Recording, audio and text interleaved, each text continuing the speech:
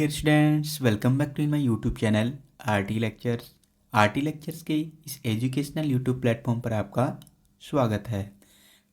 Dear स्टूडेंट्स, हमने previous video में हमने oral cholecystography and pre operative cholangiography को कंप्लीट किया था, जो कि हिपेटोबिलियरी सिस्टम के इन्वेस्टिगेशन थे, और उसी को हम आगे बढ़ाते हुए आज हिपेटोबिलियरी सिस्टम के जो इन्वेस्टिगेशन है इंट्रा ऑपरेटिव कोलोनजियोग्राफी, उसको कंप्लीट करने वाले हैं आज की इस वीडियो लेक्चर के अंदर। तो आइए बात करते हैं कि इंट्रा ऑपरेटिव कोलोनजियोग्राफी क्या होता है।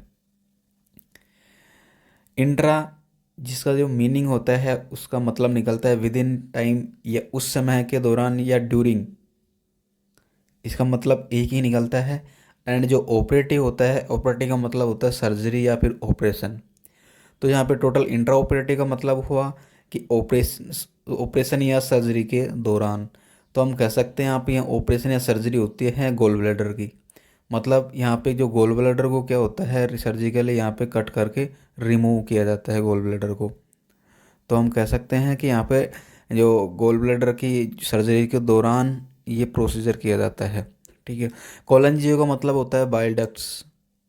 यहाँ पे जो कोलंजियो वर्ड जुड़ा हुआ है वो बाइल डक्ट से जुड़ा हुआ है। एंड जो ग्राफी है to take radiographic images. Graphy का मतलब हुआ कि रेडियोग्राफिक इमेजेस लेना।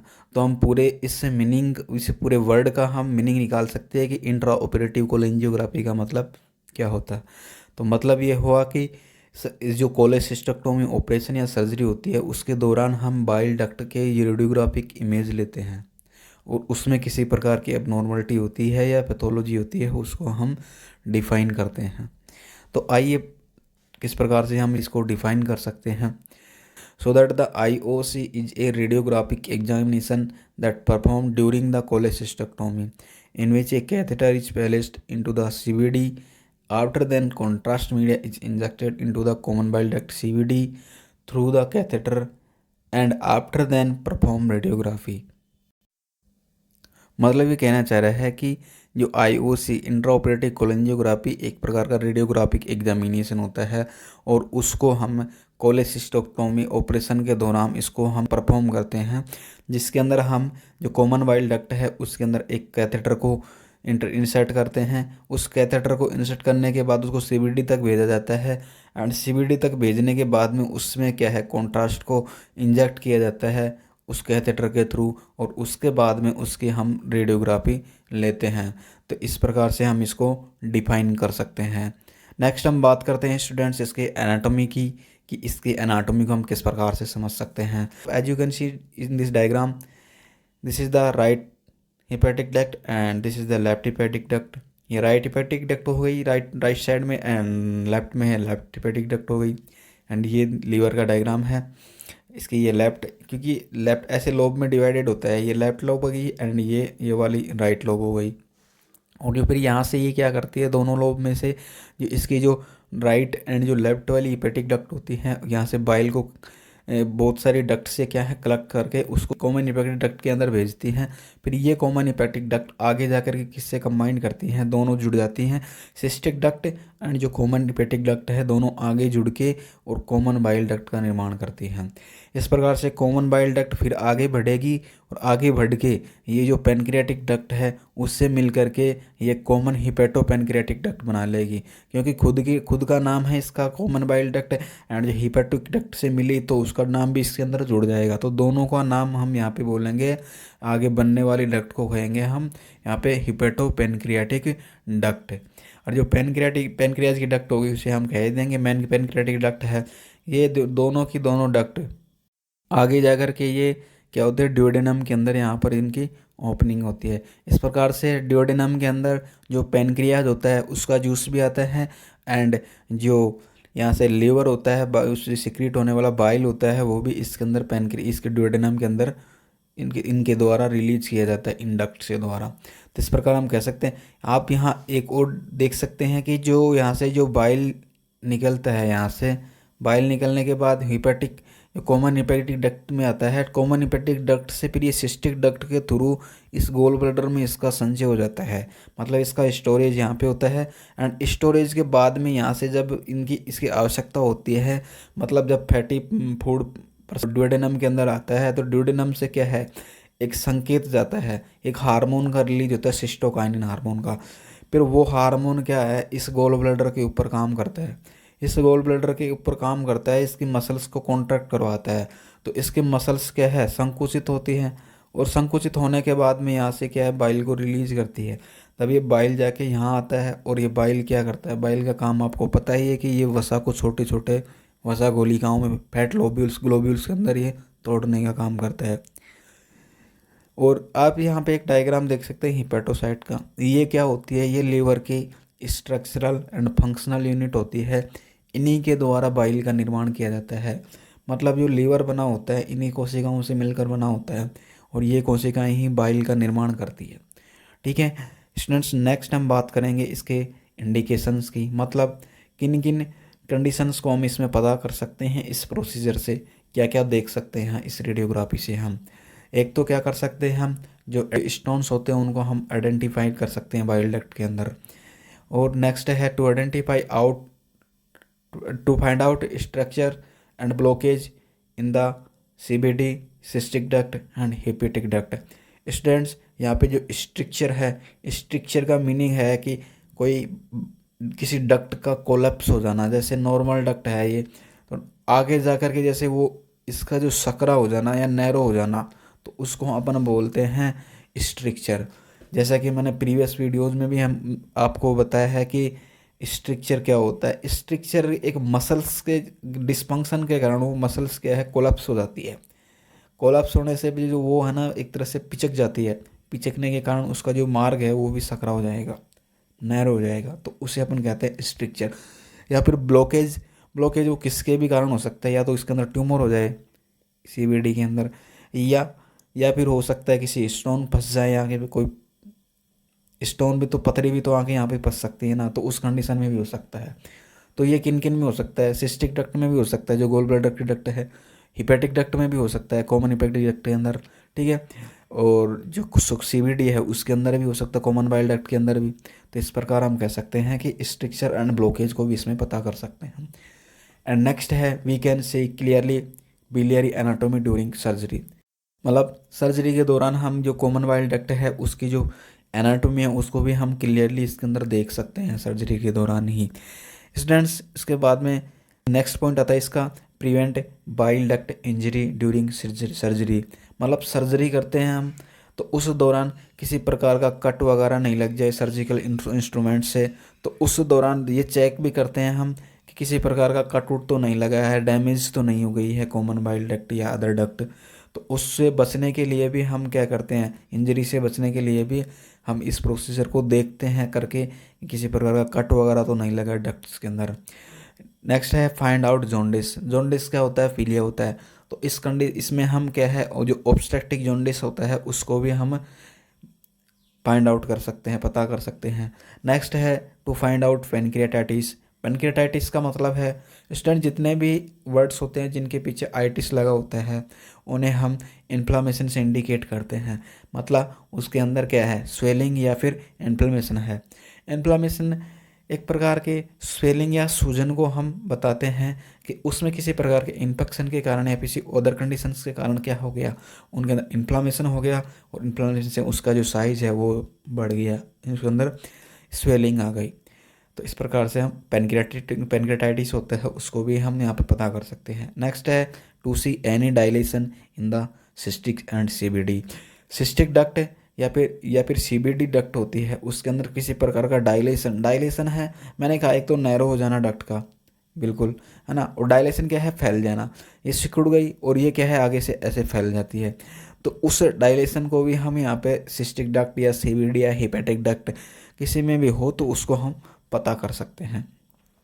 अब इसको हम डायग्राम से समझने की कोशिश करेंगे। यहाँ पे पीछे मैंने दो डायग्राम बताए हैं आपको। यहाँ पे ये फर्स्ट वाला डायग्राम है, आप इसमें देख सकते हैं जो स्टोन्स है ये क्या है, इसके अंदर क्या ट्रैप है, सीबीडी के अंदर स्टोन क्या है, ट्रैप है यहाँ पे। और इस गोल ब्लैडर में भी जो स्टोन है, मैक्सिमम मात्रा में जब गोल ब्लैडर के अंदर स्टोन्स हो जाते हैं, पूरा भर जाता है या बहुत ज़्यादा होती है स्टोन्स, तो तब उस कंडीशन में हम ये कोलेसिस्टेक्टोमी ऑपरेशन परफॉर्म करते हैं जिसके अंदर गोल ब्लैडर को ही हम बाहर निकाल देते हैं काट के। ठीक है, तो इसमें क्या है, ये यहाँ पे ट्रैप हो गया, तो उस कंडीशन को हम पता कर रहे हैं।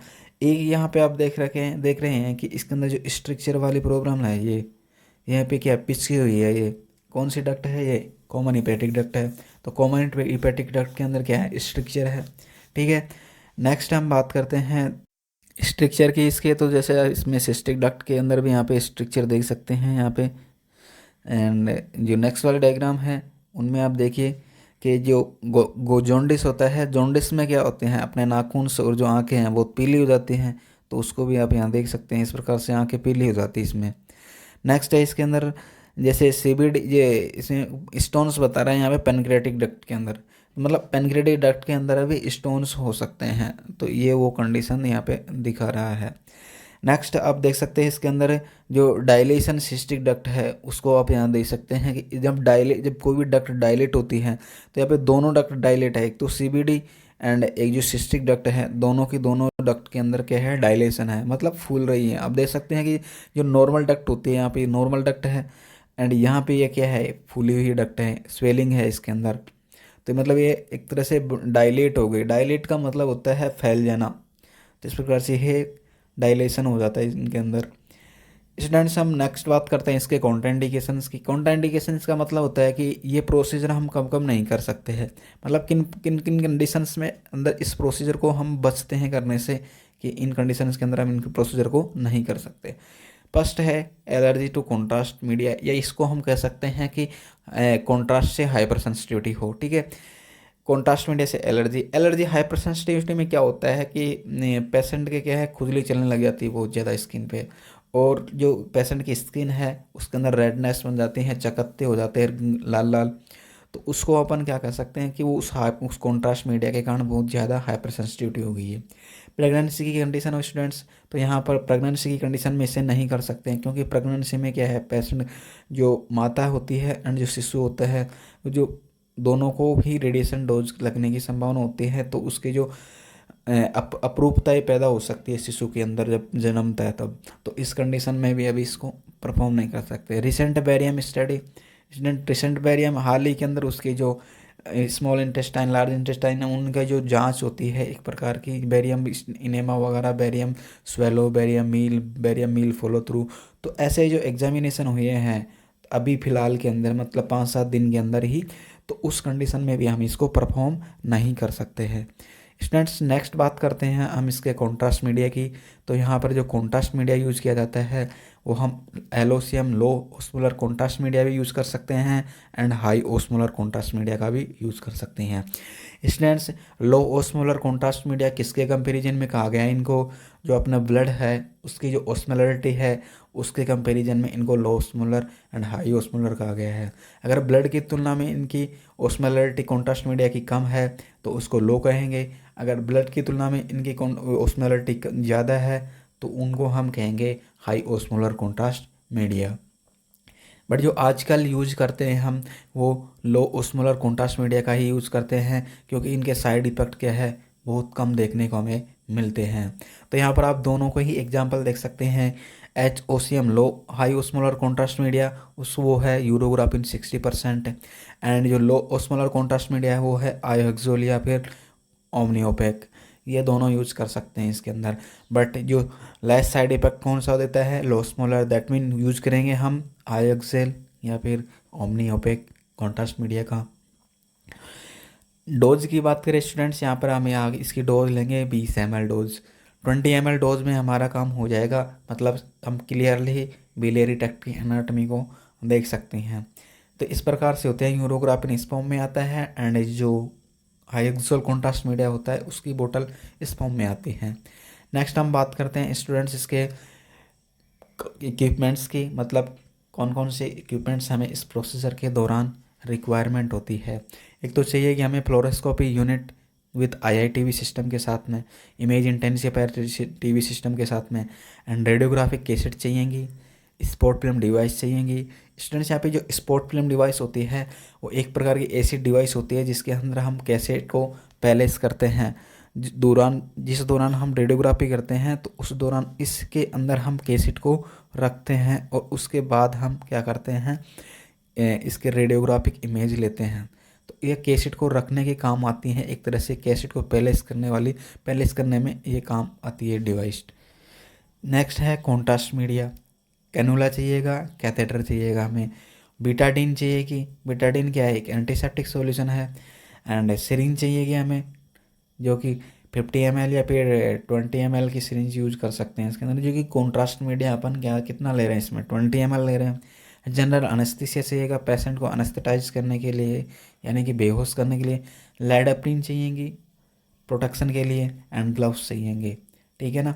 नेक्स्ट स्टूडेंट्स हम बात करते हैं इसके पेशेंट की प्रिपरेशन की, कि किस प्रकार से हम इनको पेशेंट को प्रिपरेशन करते हैं बिफोर द एग्जामिनेशन से पहले कि क्या क्या उनकी पेशेंट की तैयारियां होती हैं। पेशेंट को हम क्या करते हैं, एग्जामिनेशन से पूर्व 12 घंटे की फास्टिंग करवाते हैं, मतलब कुछ भी खाने या पीने को नहीं दिया जाता था, ठीक है। उसके बाद में है टू आस्क टू पेशेंट से पूछा जाता है उसके blood thinners and diabetic medications के बारे में, और उनको जब अगर वो पेशेंट वो चीज़ें ले रहे हैं तो उनको हम क्या कर देते हैं, स्टॉप कर देते हैं। जो ब्लड थिनर्स मेडिकेशंस होती हैं, और जो अगर डायबिटिक पेशेंट वो डायबिटीज़ की दवाइयाँ ले रहा है तो उन दवाइयों को हम क्या कर देते हैं, 1-2 दिन पहले ही इनको बंद कर देते हैं। और उसके बाद में हम पेशेंट के जो रूटीन टेस्ट होते हैं, लाइक जैसे कि उसके ब्लीडिंग टाइम टेस्ट है एंड क्लोटिंग टाइम टेस्ट है, और जो ब्लड प्रेशर से है वो चेकअप करवाते हैं उनके, ठीक है। उसके बाद में हम क्या करते हैं, एग्जामिनेशन से पहले पेशेंट को कुछ एंटीबायोटिक्स देते हैं ताकि उसकी बॉडी में किसी प्रकार का इन्फेक्शन नहीं हो, ठीक है। All metallic object and jewellery are remove at the area of interest. वो जो भी एरिया होता है वहाँ से हम किसी प्रकार की ज्वेलरी वगैरह होती है या फिर किसी भी मेटल के आइटम वगैरह होते हैं, तो उन ऑब्जेक्ट वगैरह को हम क्या कहते हैं, मेटलिक ऑब्जेक्ट या ज्वेलरी को वहाँ से रिमूव करवा देते हैं पेशेंट से। एंड पेशेंट को एक स्टेराइल गाउन दिया जाता है पहनने के लिए प्रोसीजर को स्टार्ट करने से पूर्व। तो इस प्रकार से हम पेशेंट को तैयार करते हैं। और एक पॉइंट और है स्टूडेंट्स इसके अंदर, वो है कि पेशेंट के बाउल प्रिपरेशन का। तो हम पेशेंट को बाउल प्रिपरेशन के लिए क्या है, जब एग्जामिनेशन होता है उससे एक ना जो पहले वाली रात होती है, उस रात के अंदर हम क्या पेशेंट को लग्जेटिव्स देते हैं। तो उन लग्जेटिव से क्या है, उसके जो बाउल्स है क्लियर हो जाते हैं, उनके अंदर किसी प्रकार का शैडो वगैरह या फिर फीकल मैटर नहीं रह पाता है। तो लग्जेटिव हमें देने पड़ते हैं ताकि जो इमेज आ रही है उसके ऊपर किसी प्रकार के शैडो हमें दिखाई नहीं दे, कंफ्यूजिंग शैडोज।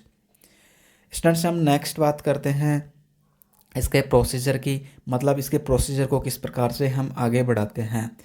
तो सबसे पहले हम क्या करते हैं, पेशेंट जब रूम में आता है तो पेशेंट को क्या होता है, ऑपरेटिंग टेबल होती है उसके ऊपर लिटाते हैं सुपाइन पोजीशन में। After then the patient is anaesthetised by the general anaesthesia. उसके बाद में जो अनेस्थीसियोलॉजिस्ट होते हैं, अनेस्थीसियोलॉजिस्ट उसको क्या करते हैं, जनरल अनेस्थीसिया दे करके उनको क्या करते हैं, पेशेंट को एनेस्थेटाइज्ड मतलब बेहोश करते हैं। बेहोश करने के बाद में after anaesthetise cholecystectomy will be start. उसके बाद में डॉक्टर्स होते हैं कोलेसिस्टेक्टोमी को स्टार्ट करते हैं। स्टार्ट करने के बाद में ड्यूरिंग कोलेसिस्टेक्टोमी के दौरान हम डॉक्टर्स क्या करते हैं, कैथेटर को प्लेस करते हैं सिस्टिक डक्ट के अंदर, एंड सिस्टिक डक्ट से इसको क्या करते हैं, इंसर्ट करते हैं किसके लेवल तक, सीवीडी के लेवल तक भेजा जाता है इसको। कैथेटर होता है उसके थ्रू हम क्या करते हैं, उस सीबीडी के अंदर कॉन्ट्रास्ट मीडिया को मतलब इंजेक्ट करते हैं। कॉन्ट्रास्ट मीडिया को हमने सिरिंज में भरा, सिरिंज में भर के उसके बाद में कैथेटर के थ्रू उसको कॉन्ट्रास्ट मीडिया को इंजेक्ट करते हैं डायरेक्टली हम सीबीडी के अंदर पे।